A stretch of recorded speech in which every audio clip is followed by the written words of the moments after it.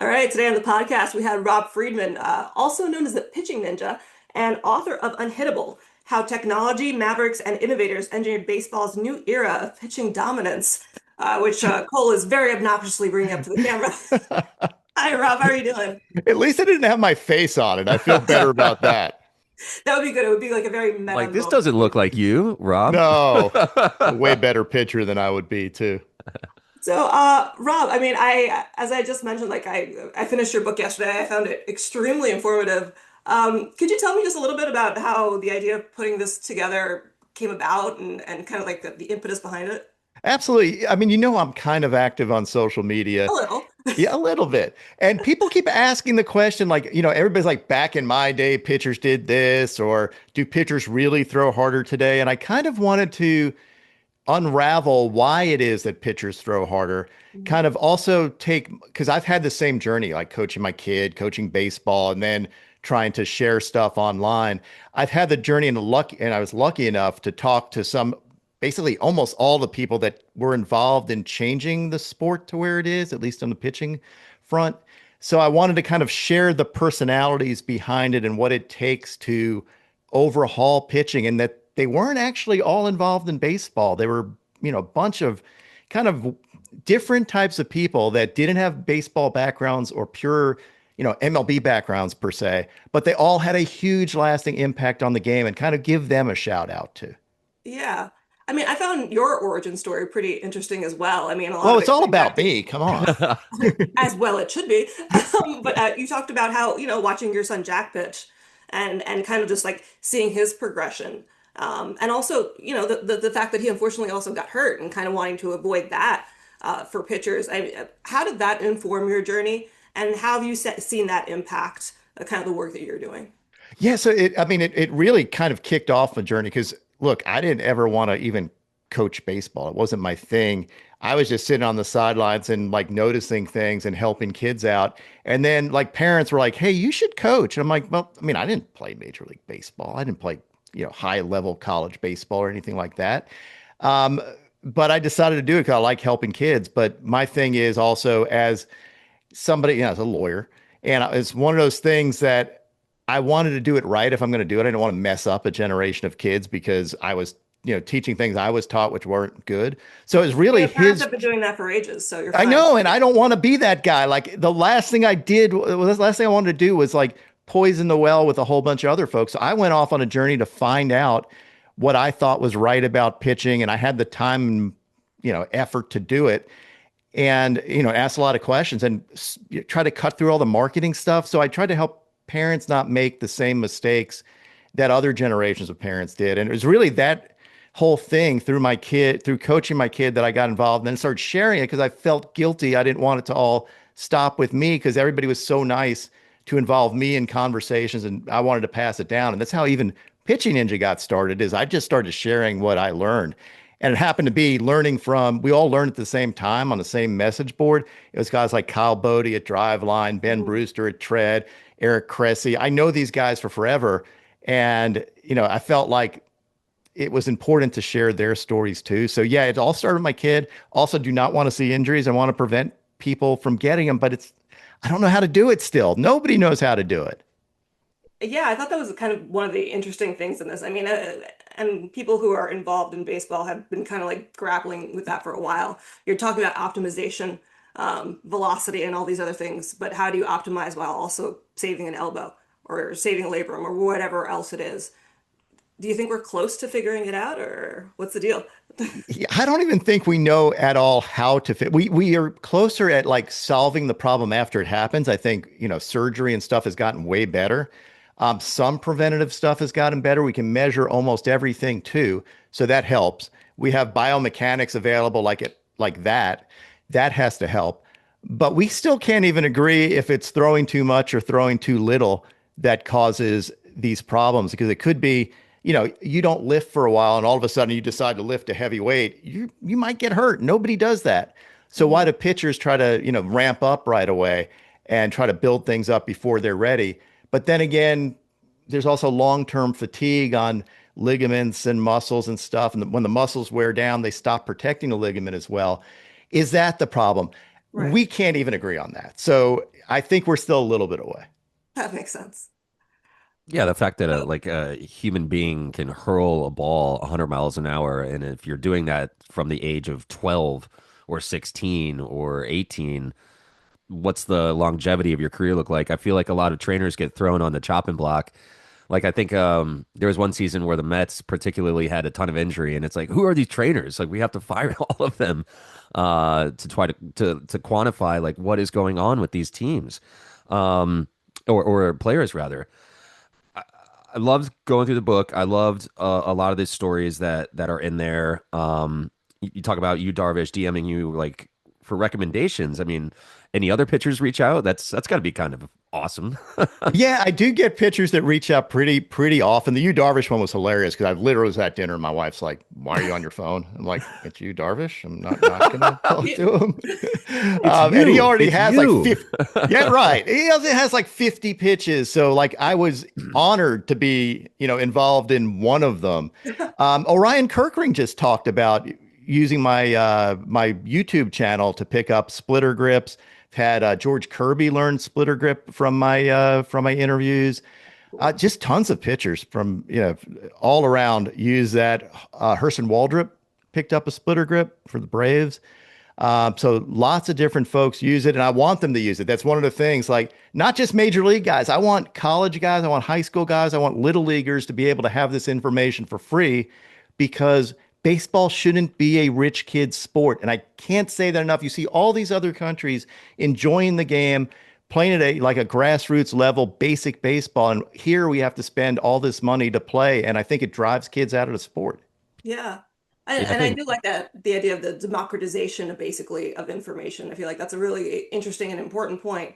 I I I also think that feel was on display at like the World yeah, Baseball Classic. Like you Yeah. saw how much fun other teams were having, and then the U.S. was seemed like so like self-serious. times, yeah. It's like it is a kid's game.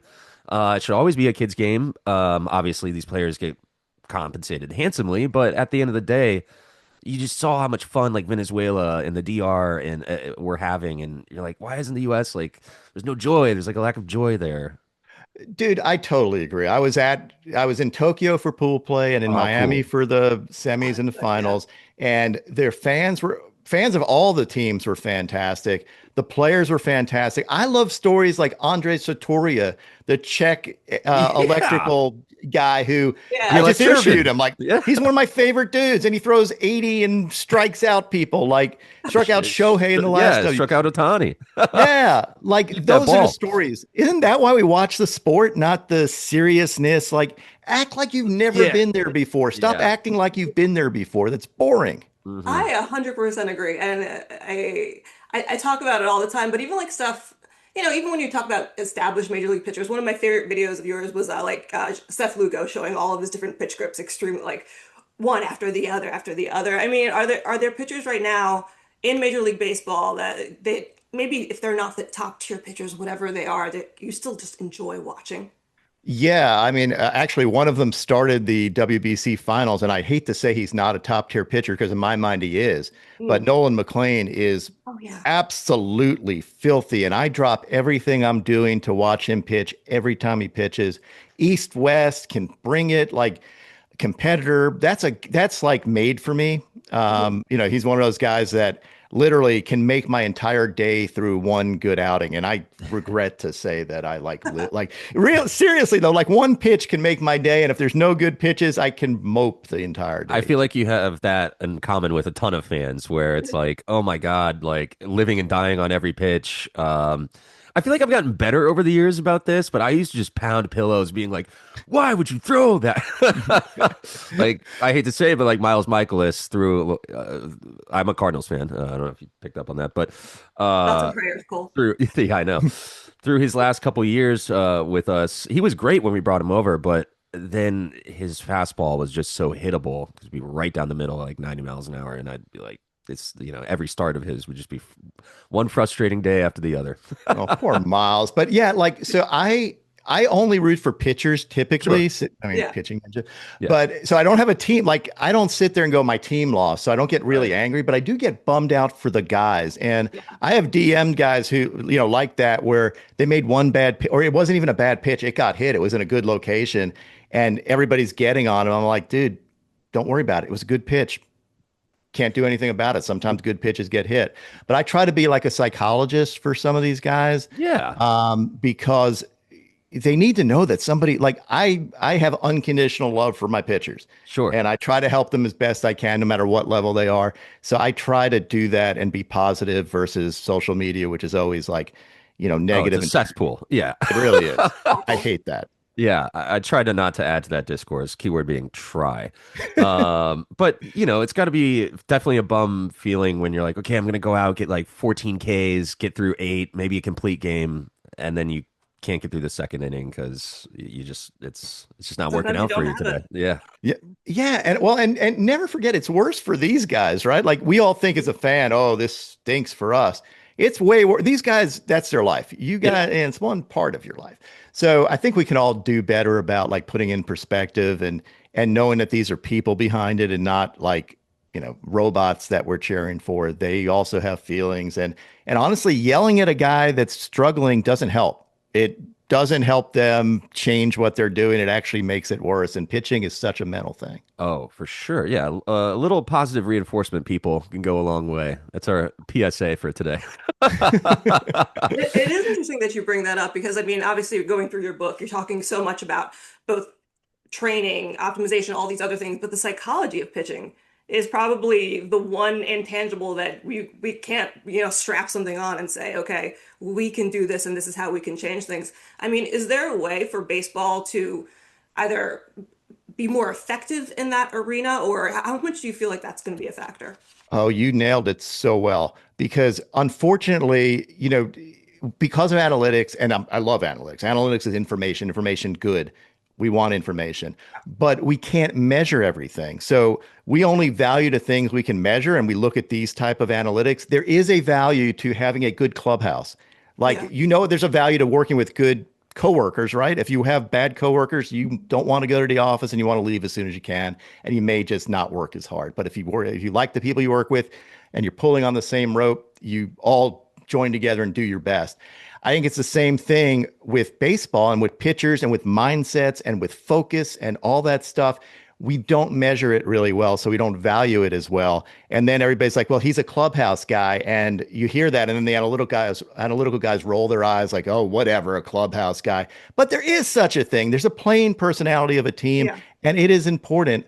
We just can't measure it, so everybody, poo-poos it. If we can start measuring stuff like that, I think it would go a long way. I mean, I'm just the being personality hire of this pod, Ryan. Absolutely, I can. Yeah, I'm Laura's the not. smart one. I am the I was personality I was hire. gonna say, but I didn't know. I'm not. He clocked it right away. No, but it is funny you say that because just having come back from spring training right now, I mean, seeing even the effect of a guy like a Freddie Peralta, who like brings the people around him and they kind of like just gravitate towards him. I mean, that's very palpable. Are there pitchers out there? Are there people that have struck you to kind of be like the type of guy, the glue guys that you need in the clubhouse?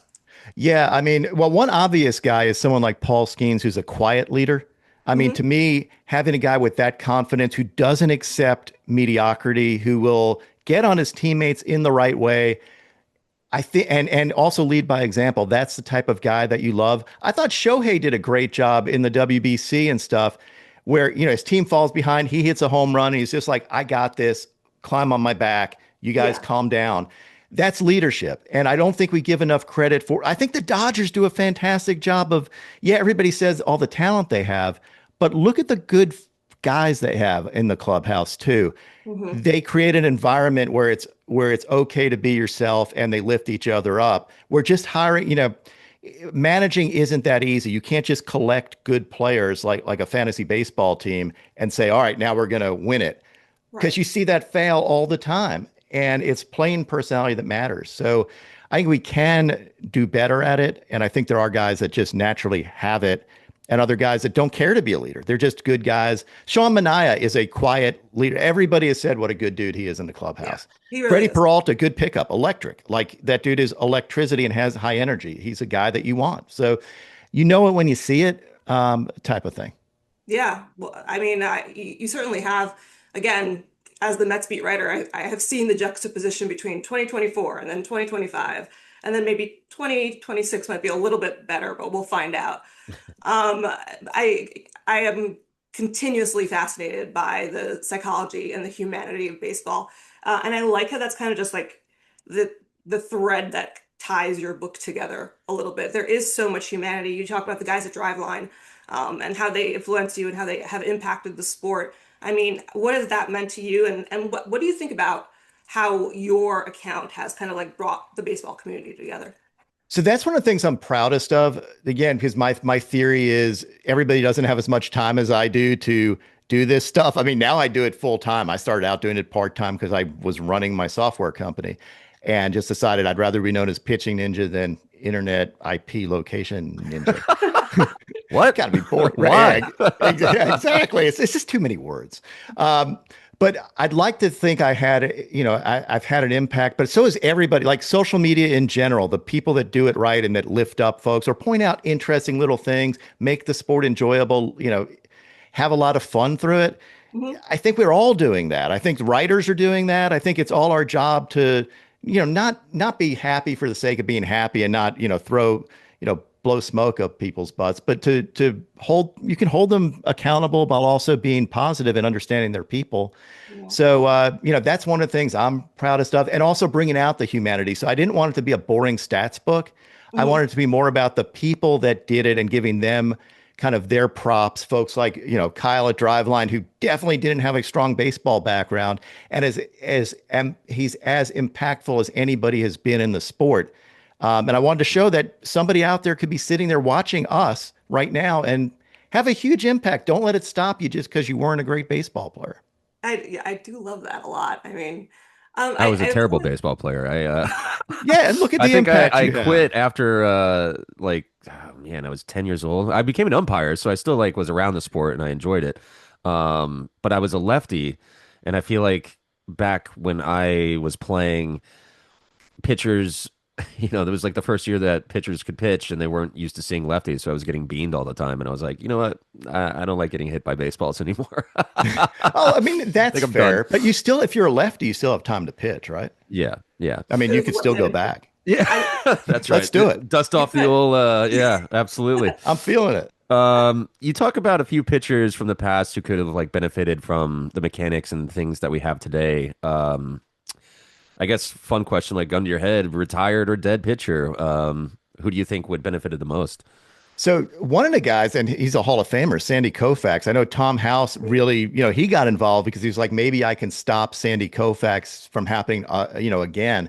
But he's one of those guys that he got injured early and quit baseball early. How many other years? He could have at least had 5 more, 6 more years Yeah. of top end pitching had we had the ability to at least know what the injury was, work his way around it, maybe surgical options. So he's on the sidelines for a few months and then comes back.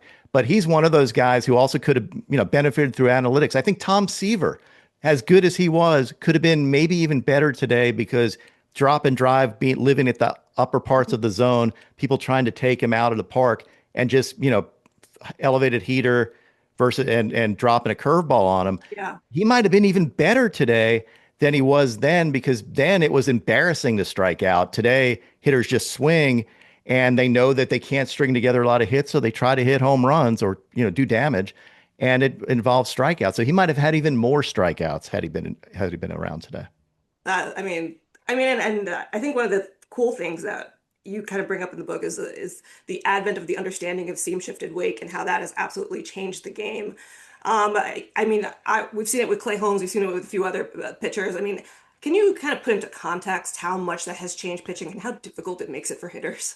It is unbelievable that we went how many years without knowing that this thing existed? Like Well, it pitchers, makes so much sense. it Like, does make obviously. sense, but nobody knew it. Like we all thought it was just Magnus effect that was causing the ball to move, and then like I had a little bit in, I was at least a little bit involved in this because I'm anal and went searching around for, I think Bauer had come up with the idea of laminar flow. And I was like, I need to research this and either prove it right or wrong. And I found this paper that Barton Smith had written, and I contacted him and started talking to him about it.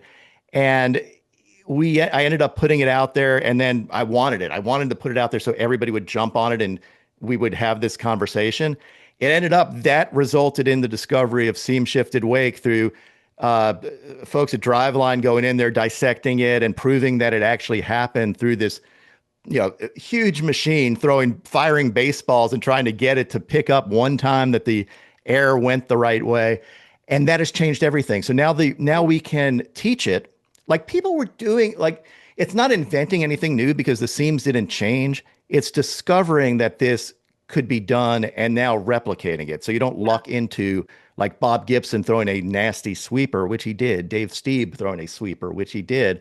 But now it's not just magic. We can teach it and say, color a baseball and say, if you throw it like this, it's going to move like this, and judge how much it moved, because we couldn't even tell. The machines we had weren't calibrated to pick it up. So you can see it with your eyes that it moved differently, but you didn't know why it did or really that it did because the machines couldn't measure it. Right. And then we calibrated the machines to measure, and we're like, wait, it's moving like 9 inches more than we thought it was going to move horizontally. Why is that? Yeah. And we started bringing it, like, it's crazy stuff that we went hundreds of years without knowing that this happens. And now we can all do it. And people yell like, oh, there's sweeper's not a new pitch, or why are we calling it? We're calling it a sweeper because we can now teach it, and we can differentiate it from a gyro slider that goes straight down. Like it's a big deal. It's cool. I think one of my favorite, and I don't know if this was intentional or not, but in the book, Greg Maddox's palpable frustration that he wasn't like, or like the stuff was not discovered while he was still pitching. It's true. Like, so he's one of those guys that would have uncovered everything he could to make himself better. Mhm. Gamesmanship. He probably didn't know why the ball moved. David Cohn told me he didn't. He was like, sometimes it would catch a seam and it would move. I didn't really know why. And Right. now I know why. He's another science-minded guy, and it comes across in his broadcast. But yeah, Maddox, same thing. Like he used everything he could, but it was limited what he had, and he would have loved to pitch today, although the strike zone's smaller. So, what do you do with that? Does that make it harder for him? Yeah. What do you think So with about all, speaking of strike zone, like the implementation of ABS? I mean, I saw it was Libertor's Libertor, curveball, yep. yeah, the Yep. other day, and there was some discourse online about how, a nasty drop like that may or may not account for a strike with the ABS or not. Absolutely. I was the one who put it out there. Like Yeah. I thought, yeah, I think that's a big deal. I think being able to throw curveballs at the top of the zone, we've been taught that every curveball at the top of the zone is a hanger. It's not. A hanger is a ball that doesn't spin right and it hangs up in the air. Libertors didn't. It dropped over 5 feet and clipped the top of the zone. And to me, hitters give up on it. How do you even hit that? A ball that's Ungodly coming from breaking stuff, right? I love watching that dude throw anyway, but this is a new strategy that umpires give up on that pitch and now they might call it. You also have east-west that you're able to just clip the strike zone, and we should just call them clippers, right? Like they're clippers that are just going to clip it east-west, north-south, and it's going to drive fans crazy for a little bit, but it is a strategy that pitchers are going to implement, especially with two strikes. Why not take a shot at it? right. In terms of something like that, do you feel like the pitchers are going to benefit more or the hitters will? So I've heard hitters tell me that Brent Rooker said that when he played with the automated strike zone, it definitely helped hitters more because it made the strike zone smaller. Mhm. But I've had pitchers tell me, like Chris Bassett said, "Oh, I'm going to just kill people with this. I'm going to throw like I would throw sweepers like 20 inches and just One barely of his catch his own." 97 pitches. Yeah, right. Exactly. The catcher's just diving for it and trying to make a catch, and all of a sudden it's a strike. So it's going to be interesting. It creates more gamesmanship. Like now, there's a value in knowing the zone. So catcher knowing the zone exactly matters. A pitcher knowing the zone and a hitter knowing the zone. You might see fake framing too to get people to use up challenges. Like I may set up inside, the ball ends up outside on purpose, and the hitter sees it out of his peripheral vision. The umpire doesn't call it, and all of a sudden they challenge and waste the challenge. That could Oh yeah. happen. Yeah, I feel like that's Real Muto would be really good at that. He's already kind of like dominating ABS at this point. Yeah, right. Patrick Bailey did a great job on one of those earlier in the year. I don't think it was on purpose, but he challenged one that clipped the strike zone, and everybody looked at it like that's a ball, and like nope. Even the pitcher, I think, was like no, that's not a strike, and it still ends up a strike. So that's it. It is. I think it adds more strategy to the game. I like the challenge system versus taking away umpires, and plus, think Yeah. of the drinking games fans could have. Like, Oh my goodness. like it's awesome. 999 Don't is tempt me with winning. a good time. I think an umpire was on a hot mic. I think it was yesterday or 2 days ago. They were like, "Please be a strike." Yes, that is Bill I Miller, still who want a seems job. to. Yeah, Yeah, yep. yeah. My last question. You've been responsible for naming a decent amount of pitches. What do you think? What pitchers deserve to have a pitch named after them or nicknamed? Yeah, that's a good question. I mean, I would love to name one of Nolan McLean's sweepers. Again, I'm a big fan. Libertor could have one too. Just giving you a shout out. His curveball, like we had the Cooperstown curve with Kershaw. His curveball is one of my low key favorites for a while. I'd like to see him put it together. Um, I just named Logan Gilbert's splitter, which is nasty. Roki Sasaki's splitter forkball needs a name, but he also needs to make a name for himself again, and throw strikes would be the next step. But if he does, his splitter slash forkball is ungodly. That pitch needs a name, and if you can hit it, you can name it. I guess I have two last ones. First of all, I mean, you mentioned Nolan McLean a few times. Having watched him pretty extensively, I mean, he's very impressive. What do you think he can do in his kind of like sophomore year? The sky's the limit for him. I mean, he told me he was going to try to top 100, which he can. He was at 99.2, I think, in the WBC Hmm. finals. So he could be as good a pitcher as there is. It's just a command thing and an experience thing. Not everybody's going to be Paul Skeens the second they step on the mound, but is his stuff that type of good? Yeah, it is. Ooh, He's like a harder throwing Michael King with the crazy movement. So I don't put anything by him. He's one of those guys that it's just experience. Like as a two-way player. As he gets older and knows how to sequence guys, I think that's really the difference for him. that's going to be fun to watch. And my last one, I don't know if this is out there, but how did the name Pitching Ninja come about? So my son was playing a travel game and it was cold. He was wearing like a little bandana over his face because it was so cold. And one of our coaches, when I was coaching, and one of our other coaches said he looks like a ninja. And you could be and I was like, he didn't like it for some reason. He didn't like to be called the ninja. And I'm like, dude, I'm the pitching coach. I'm the pitching ninja. And that's kind of where it came into my head that was kind of a cool name. That Oh, is that's very cool. incredible. Love that. Do you think you can name a pitch after me? What? Yeah. What do And you? it's a ball that gets spiked like 7 feet before the plate. Absolutely. We That's will the critch. definitely. That's the Yeah. critch. The crit. I don't know if you'll like it, but maybe I will do that this season. I That would was be honored. honored. A That's like the bad pitch worst thing named to after say. you. I don't Yeah, know. yeah, I would be honored. Here's a fun fact about Paul Skeens. He's never beaten the Cardinals. Wow. He's 0 Now and you 4 just against them jinxed with it. the You just ERA jinxed of y'all. 2.6. I So, think you jinxed Six. y'all. I Just mean, this year, oh my saying. God, this year? Are you kidding? There's every year to do it. That pitching staff is going to be low key dirty. And I know some people are starting to focus on it, but Bubba Chandler's also really good. And you have Jared Jones coming back, and Seth Hernandez put on a show the other day, and Mitch Keller.